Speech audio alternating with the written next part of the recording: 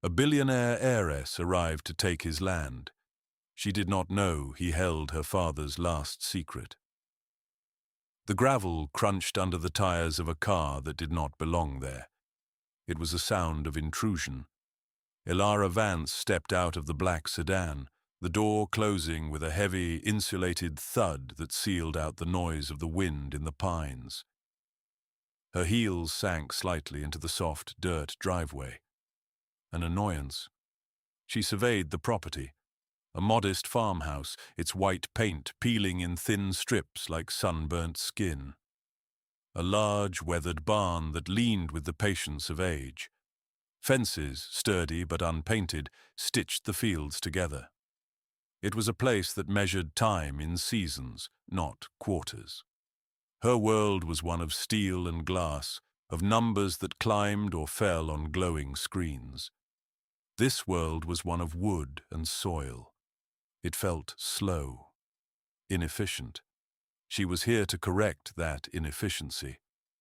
Vance Acquisitions needed this land. It was the final parcel, the linchpin for their new northern expansion campus. A $1 billion project held up by one man and 300 acres of nostalgia. Her file on him was thin. Caleb Thorne inherited the property, refused all previous offers, sent through lawyers and local agents. He did not return calls. He did not respond to letters sent by courier. So she had come herself. Problems, in her experience, were rarely as complex as people made them out to be. They were usually just a failure of leverage. Elara Vance was an expert in leverage. A man emerged from the barn. He was not what she had expected. The file had not included a photograph. She had pictured someone older, softer, a man clinging to the past. This man was not soft. He was tall, dressed in worn jeans and a plain grey shirt that stretched across his shoulders. He moved with a quiet economy, wiping his hands on a rag as he approached. His face was calm, his eyes a steady, assessing blue. He looked at her, then at the car, then back at her. The assessment was brief and unreadable. He stopped a respectful distance away. He did not speak. The silence stretched. In her world, silence was a negotiating tactic, a vacuum to be filled by the weaker party. She would not be the weaker party. "I am Elara Vance," she announced, her voice crisp and clear, cutting through the rural quiet. "We have an interest in your property." "I know who you are," he said. His voice was low, even, not hostile but not welcoming. Just a statement of fact. "And the land isn't for sale." "Everything is for sale, Mr. Thorne. It is simply a matter of finding the right price." She gave him the smile she reserved for difficult board members, a smile that was sharp and bright and offered nothing. He did not smile back. He just watched her, his gaze unwavering. "Land does not have a price. It has a value. You are confusing the two." It was a dismissal, calm and absolute. It was the kind of resistance she was not accustomed to. She was used to bluster, to anger, to greed. This quiet certainty was a different kind of wall. She adjusted her strategy. "Perhaps you are unaware of the benefits our project will bring to this community. Jobs, infrastructure, a significant tax base." "I am aware of what you are offering," he said. "Then you must understand that your personal attachment is holding back progress for hundreds of people. It is, if you will forgive me, a selfish position." He considered this for a moment. His eyes drifted past her to the fields stretching out behind the house. She followed his gaze. It was just land, green and brown and unremarkable. "My position is not for you to judge," he finally replied. Frustration, cold and sharp, pricked at her composure. She had flown 3 hours and driven 2 more for this, to be stonewalled by a farmer who thought in platitudes. "We are prepared to make you a final offer, one that is substantially higher than the market assessment. It is more than generous. It is transformative. Money does not transform things, he said. It only purchases them. She opened her mouth to deliver a sharp, cutting reply, the kind that ended arguments and secured contracts. But he spoke again, his tone shifting slightly. It was not softer, but it was different. You are Robert Vance's daughter. The use of her father's name was unexpected. It had been years since he had been anything more than a portrait in the lobby, a founder's story in the company archives. He was, she confirmed, her voice tight. Caleb Thorne reached into the back pocket of his jeans. He pulled out a worn leather wallet. From it he carefully extracted a folded piece of paper. It was old, the creases soft and deep. He held it out to her. He wanted you to have this. When the time was right. Her hand, almost of its own volition, reached out and took it. The paper was thick, fibrous, expensive stationery from a time long past. The handwriting on the outside was her father's, bold, familiar, and gone for a decade. It was a single, sealed envelope, addressed to her. Her name, Elara. She stared at the ink, a crack appearing in the polished armor of her composure. How did you get this? He gave it to me, Caleb said simply. A long time ago. The wind picked up, rustling the leaves of a massive oak tree near the house. The sound was like a long, slow breath. Her meticulously planned afternoon, her leverage, her entire strategy, had just dissolved in her hand. She held a ghost, and the man in front of her was its keeper. She did not open it there. The letter felt heavy in her hand, a physical weight of unanswered questions.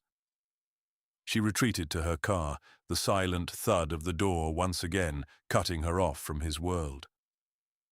Through the tinted glass, she watched him turn and walk back toward the barn. He did not look back. He moved like a man who had completed a task he had carried for a long time. She instructed her driver to take her back to the town, to the small boutique hotel that was the only acceptable lodging within a 50-mile radius. In her room, a sterile space of grey tones and minimalist furniture, she laid the envelope on the desk. It looked out of place, an analog artifact in a digital world. Her father had been a man of grand visions and quiet secrets. He had built an empire from nothing, but he had never let the empire consume the man. He had taught her business as a language, a system of logic. But he had also taught her to read the grain in wood, to understand that the strongest things were often the most patient. She had embraced the logic. She had forgotten the patience. Her fingers trembled slightly as she broke the wax seal. It was his signet, a stylized V intertwined with an oak leaf, an image she had not seen since she was a child. The letter inside was short. The handwriting was the same, but it seemed less certain, the strokes of the pen carrying the weariness of his final years. My dearest Elara, it began. If you are reading this, it means you have met Caleb Thorne. It also means you have become the person I hoped you would not. You are trying to buy his land. Do not. That land is not a commodity. It is a promise, one I made long ago. Caleb's family took me in when I had nothing, when the name Vance meant less than the dirt on their boots. The first seed money for my company came from the sale of a small parcel of that very land, a debt I was never able to repay in a way that mattered. Caleb is not who you think he is. He sees the world as it is, not as it can be monetized. You have much to learn from him. Listen. For once in your life, just listen. There is more you need to know. About the company. About a deal made before I died. A deal I regret. It is called Project Nightingale. Julian Croft handled the acquisition. Look into it. The roots are there, on Caleb's land. Be careful. The truth is a liability on a balance sheet. Your father, Robert. Elara read the letter once, then twice. Her hand closed around the page hard enough to crease it. Project Nightingale. She knew it. It was a portfolio of smaller tech firms absorbed 5 years ago. A highly profitable acquisition overseen by Julian Croft, her main rival on the board. Julian was ambitious, slick, and utterly ruthless. He was the loudest voice pushing for the northern campus. He was the one who had insisted on this specific location. A cold knot formed in her stomach. Her father's letter was not just a sentimental plea. It was a warning, and it implicated Julian. She stood and walked to the window. The town below was quiet, the lights soft and scattered. It was a world away from the glittering, competitive skyline of her home. Caleb Thorne was not just a farmer. He was a guardian, a keeper of a promise her father had made. And her father, from beyond the grave, had just handed her a puzzle.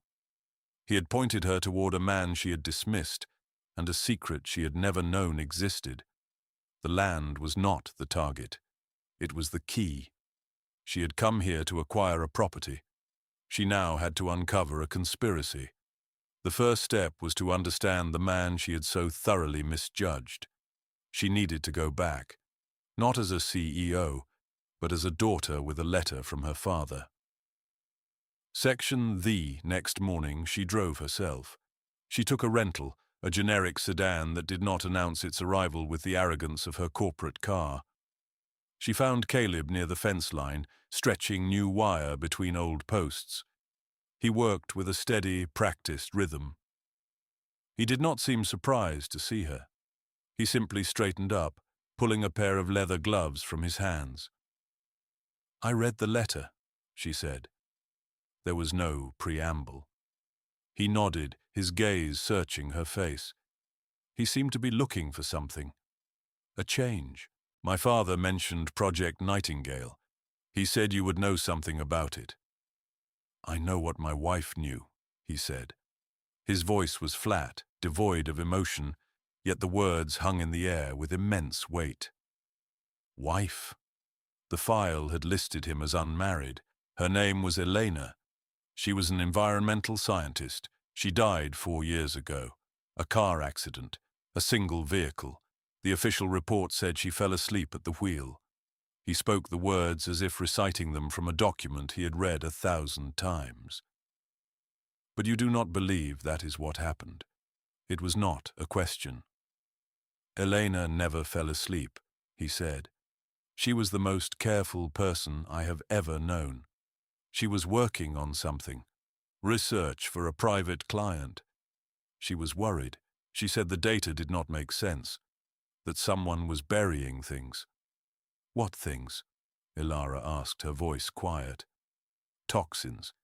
Industrial runoff from an old factory upstream from here. A factory that was shut down a decade ago. Or so everyone thought. A subsidiary of one of the tech firms in the Nightingale portfolio," Elara stated.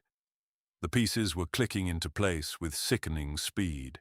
A subsidiary that Julian Croft's due diligence report had listed as dormant and clean.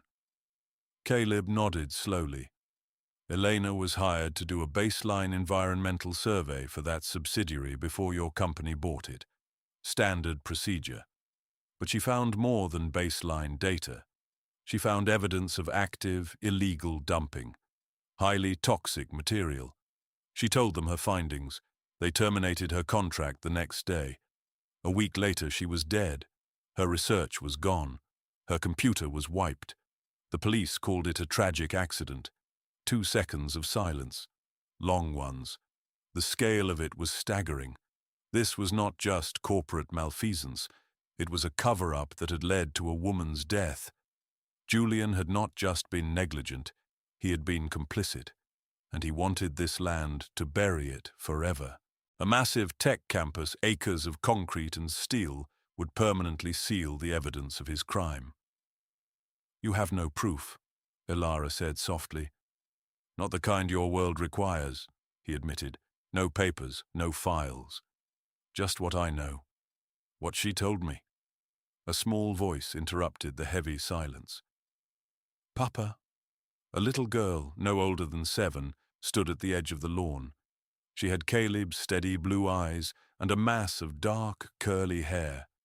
She held a drawing in her hand. Elara had not known he had a child. The file was more than thin, it was useless.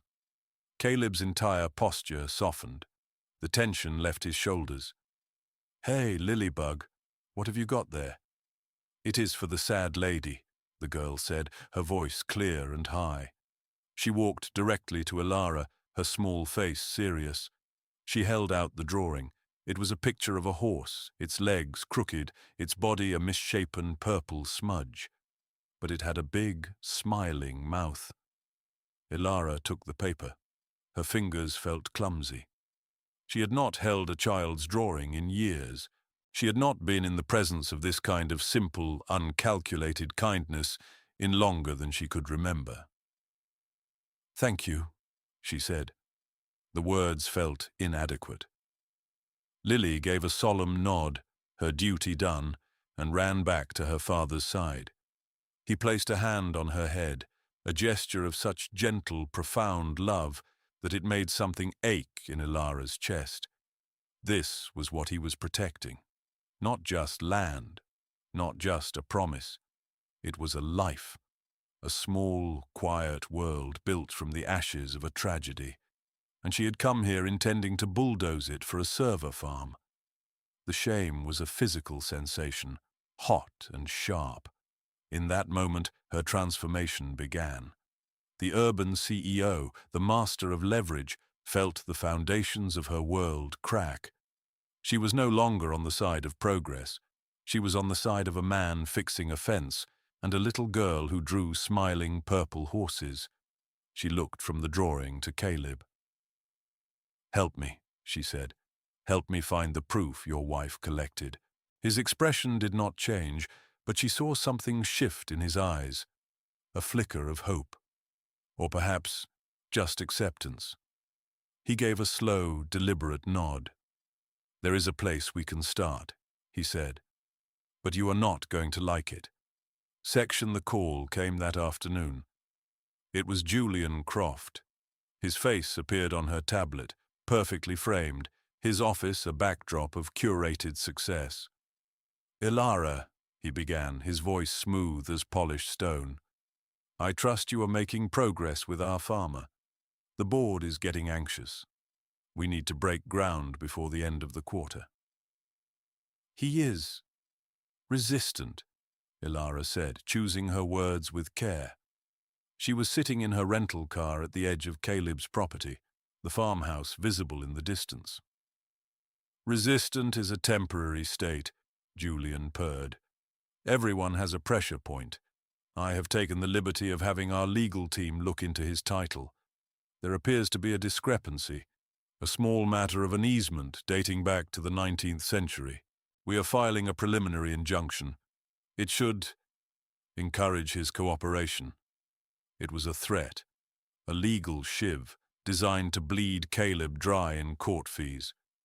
It was the first attack. Julian, she said, keeping her voice level, that seems unnecessarily aggressive. Let me handle the negotiations. Your father was soft on these people, Elara. Sentimental. It was his one great failing. This company became an empire when we stopped letting nostalgia get in the way of profit. Do not make his mistake. Close the deal, or I will. The call ended. She stared at the blank screen. He had threatened her. He had invoked her father's name as a weakness, and he had, without knowing it, confirmed every word of the letter. She got out of the car. The air was cool, carrying the scent of damp earth. She walked toward the house. Caleb was on the porch, watching her approach. Lily sat beside him, carefully lining up a row of acorns. He knows, Elara said as she reached the steps. Julian Croft. He is making a legal move. I expected as much, Caleb said. He did not seem surprised or afraid. Just weary.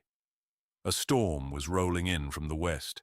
The sky was bruising to a deep purple grey. The wind was picking up, carrying with it the first cold drops of rain. "You should not be here when he finds out you are helping me," Caleb stated. "It is not safe." "Where am I supposed to go, Caleb? He thinks I am his weapon. Right now, that is the only thing keeping you safe. I am safer here than anywhere else." The first fat drops of rain began to fall, spattering against the dusty porch boards. A rumble of thunder echoed in the distance. "My car has a flat tire," she lied, "and my phone has no service out here. Looks like I am stuck." It was a clumsy, transparent excuse. Caleb looked at her for a long moment. He saw the lie. He saw the fear behind it, and he saw the resolve. He stood up. "I will get you some blankets for the couch." It was his way of accepting the alliance. As the storm broke, trapping her in the quiet fortress of his home, Elara Vance knew she had crossed a line. She was no longer just investigating a conspiracy. She was part of it. A target. And for the first time in her life, she was not in control. She was seeking refuge. The farmhouse was quiet that night. The rain drummed a steady rhythm on the roof. Lily was asleep upstairs. Elara sat in a worn armchair, a quilt draped over her legs. The room was filled with the smell of old books and wood smoke. It was a lived-in space. A home. So different from her own apartment, which was more a gallery than a living space. Caleb sat across from her, cleaning a piece of machinery on the coffee table. His movements were precise, methodical. "Tell me about her," Elara said into the quiet. "About Elena." He stopped his work. He looked at a framed photograph on the mantelpiece. A woman with a wide, intelligent smile and laughing eyes. "She saw things other people missed," he began, his voice soft. "Most people only see what is flowering. They miss what is moving underneath. The roots, the water." She understood how things were connected. He told her how they had met at a university lecture he had attended out of boredom. He had been a quantitative analyst then, living in the city, building algorithms to predict market fluctuations. He had been successful. He had been empty. She talked about soil composition and watershed contamination. I had never heard anyone speak with such passion about dirt. He smiled, a faint, sad upturn of his lips. She saw the world as a living system. I saw it as a set of data points. She taught me how to see. He explained that Elena's work had become her obsession. She had discovered that the factory, owned by a company called Etheria Tech, was not just leaking old toxins. It had been secretly retrofitted for a new, highly dangerous chemical byproduct. The dumping was not accidental. It was systematic.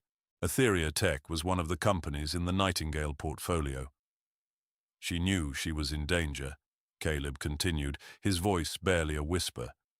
She started making backups of her work. Not on a computer. She did not trust that. She went old school. Paper, samples. She said you cannot delete paper. "Where is it?" Elara asked. "Where is her research?" He shook his head. "I do not know. After she died, I looked everywhere. Her office, the house, our favorite places. It was gone. I think she hid it. But she never told me where." The weight of his loss filled the small room. It was a quiet, enduring grief.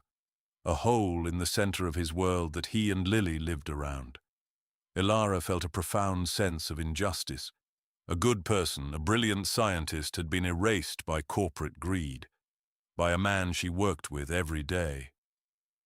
"I am sorry," she said. He looked at her, his blue eyes clear and direct. "Get me the proof, Vance. That is how you can be sorry." The use of her last name was not a dismissal this time. It was a call to action, a reminder of who she was and the power she wielded, power she could now use for a different purpose. The storm passed in the night. The morning was clean and bright. Anya, her assistant, called. Her voice was a lifeline to the world Elara had left behind. "Julian is furious," Anya said, her voice low and urgent. The injunction was filed, but the local judge is an old friend of the Thorn family. He is slow-walking it. Julian thinks you are undermining him. He's calling a board meeting for Friday. He's going to force a vote to have you removed from the project. Friday. That was 3 days. They had 3 days to find Elena's proof. "I need you to do something for me," Elara said. "I need you to pull the original unredacted due diligence files for the Etheria Tech acquisition. Every piece of paper.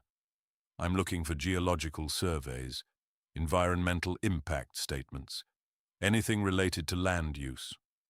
"What is going on, Elara?" Anya asked. "I am fixing one of my father's mistakes," she replied, and hung up. She found Caleb in the barn. He was repairing a piece of old furniture, a child's rocking chair. His large hands were surprisingly gentle with the delicate wood. "We have a deadline," she told him. He listened as she relayed the information from Anya. He did not seem panicked. "Land does not rush," he said, sanding a rough edge with a piece of sandpaper. "We should talk to Samuel." "Samuel? He lives down the road. He was the county surveyor for 40 years. He knows every inch of this valley. Elena talked to him a lot when she was doing her research. If anyone knew where she might hide something, it would be him." Samuel lived in a small, tidy cabin surrounded by an immaculate garden. He was an old man with eyes that had seen decades of changing seasons. He greeted Caleb with a warm, familiar nod and looked at Elara with gentle curiosity. They sat on his porch, drinking iced tea. Caleb explained the situation in simple, direct terms. Samuel listened patiently, his hands resting on his knees. When Caleb was finished, the old man was silent for a long time. "Elena was a smart girl," he finally said. "She knew the value of a good map, and she knew the value of a good secret." He stood and went inside, returning a moment later with a long, rolled-up tube of paper. He spread it out on the porch table. It was an old survey map of the valley, covered in spidery handwriting and faded lines. This was her copy. Samuel explained. She was always borrowing it, making notes. "See here." He pointed to a section of Caleb's land near the creek. "She was interested in this spot, asked me all sorts of questions about it, about the property lines from the original deed. The old ones." He tapped a faded mark on the map, an old stone marker. "The original corner of the Thorn property, before your father bought that parcel," he said to Elara. It was on the land that her father had bought, and then given back, a gesture of gratitude, a piece of the story she had never known. "A promise," Elara whispered, remembering her father's letter. "What is it, that marker?" Caleb asked. "Nothing," Samuel said, "just an old oak tree and a lot of rock." Caleb and Elara looked at each other. It was not nothing. They found it at the base of the ancient oak tree, exactly where the old map had indicated. A loose collection of stones that looked like part of the natural landscape, but one of them was different. It had a small, almost invisible chisel mark on it. Caleb worked his fingers into the dirt around the stone. With a grunt of effort, he pulled it free.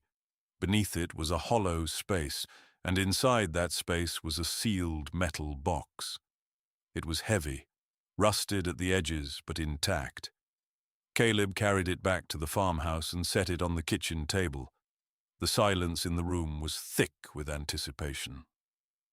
Lily watched from the doorway, her eyes wide. He pried the lid open with a crowbar. The screech of metal was the only sound. Inside, wrapped in oilcloth, was a thick binder, and several carefully labeled soil and water samples in glass vials. It was Elena's research, the smoking gun. Ilara opened the binder.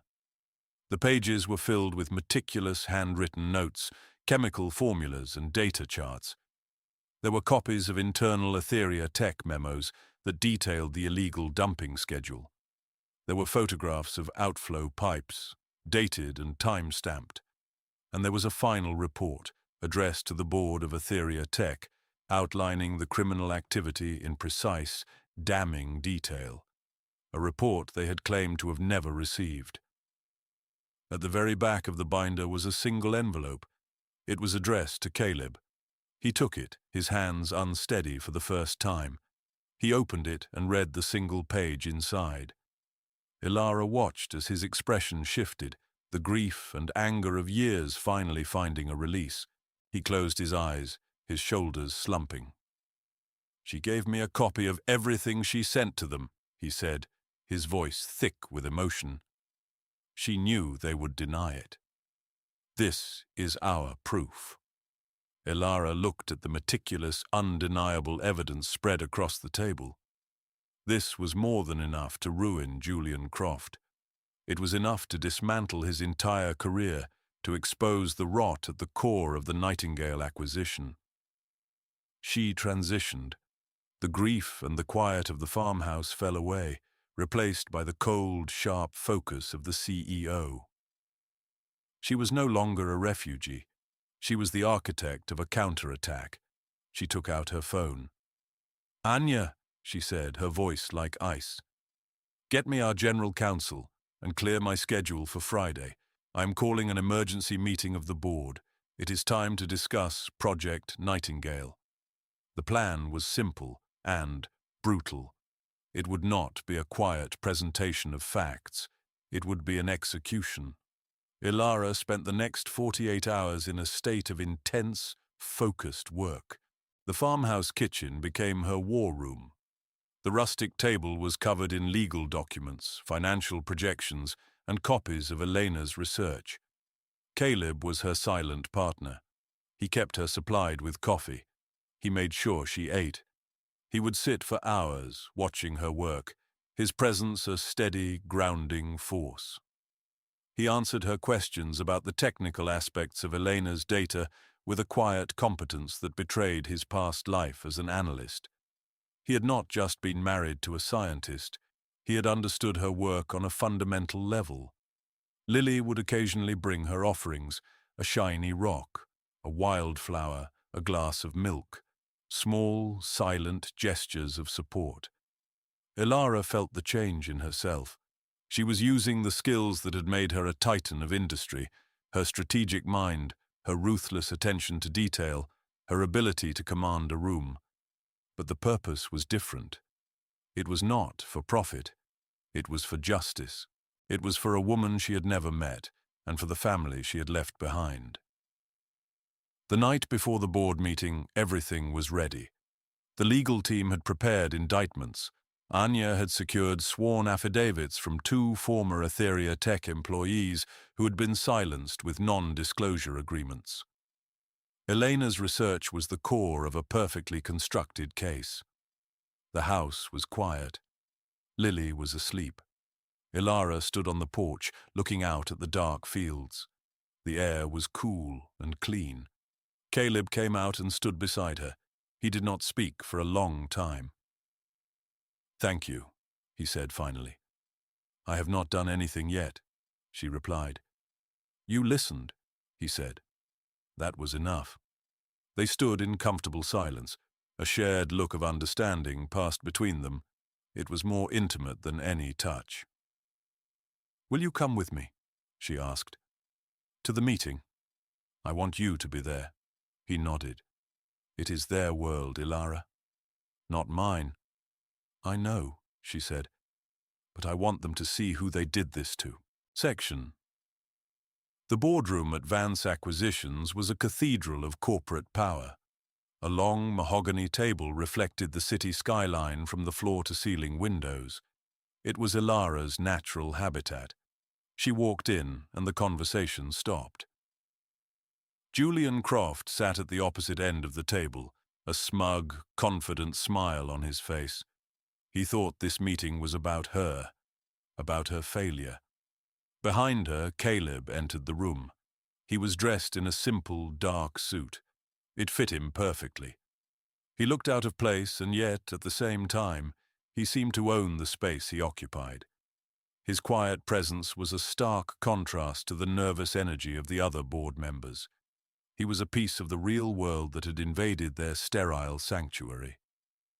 He took a seat against the wall, behind Elara, a silent observer, a moral anchor. "Elara," Julian began, his voice condescending, "I am glad you called this meeting. It saves us the trouble.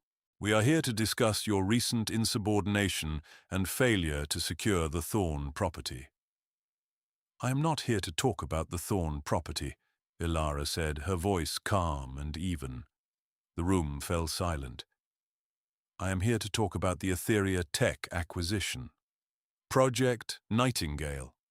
She gestured to Anya, who began distributing a thin folder to each board member. Julian's smile faltered. He looked confused. "5 years ago," Elara began, "this board approved the acquisition of Etheria Tech based on a due diligence report submitted by Mr. Croft.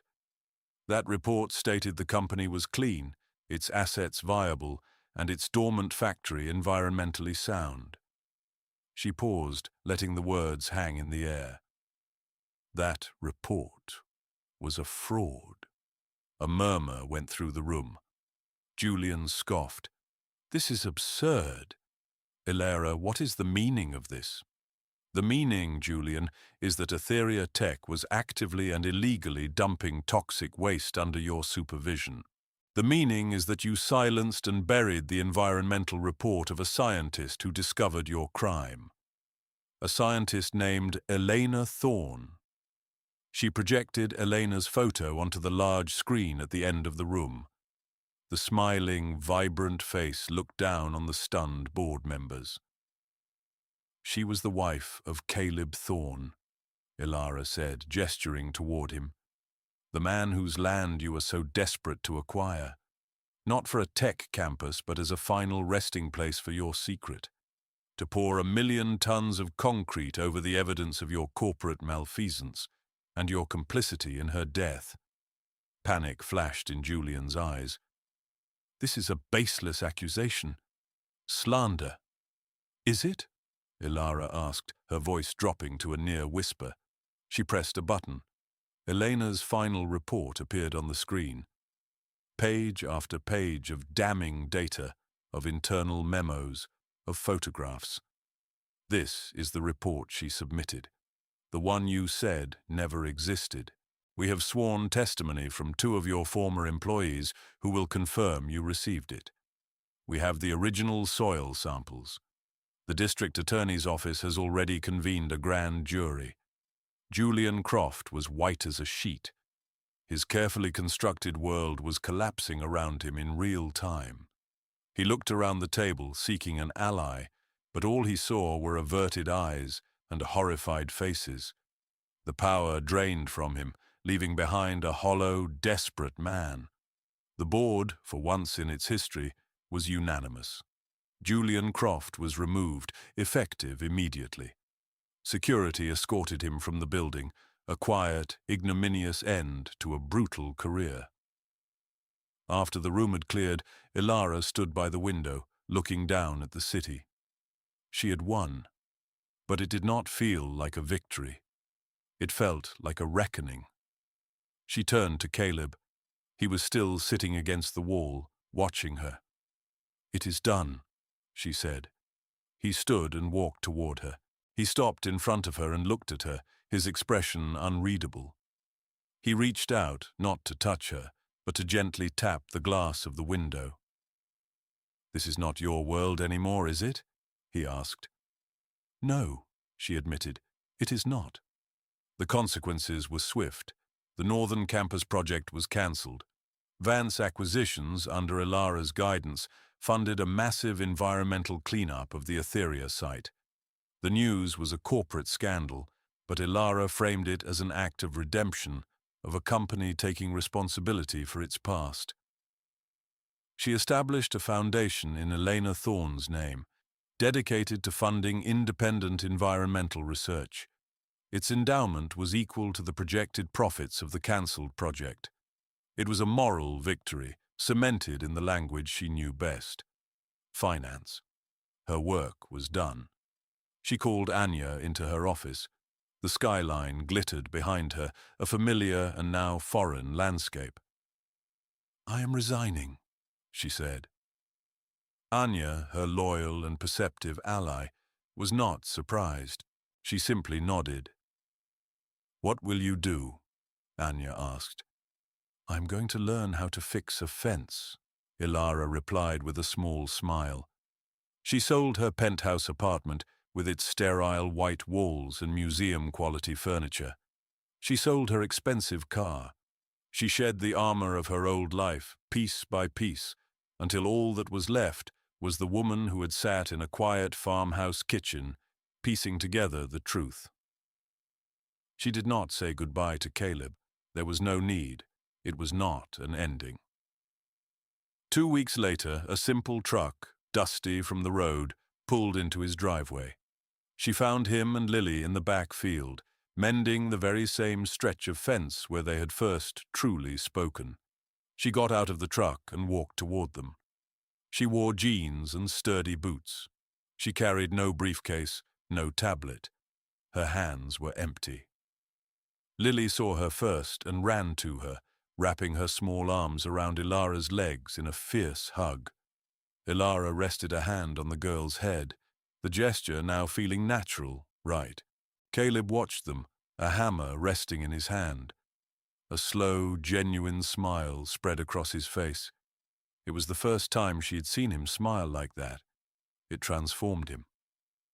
"You are late," he said, the words a gentle tease. "I got lost," she replied, "but you found your way." She walked to the fence, her eyes on his.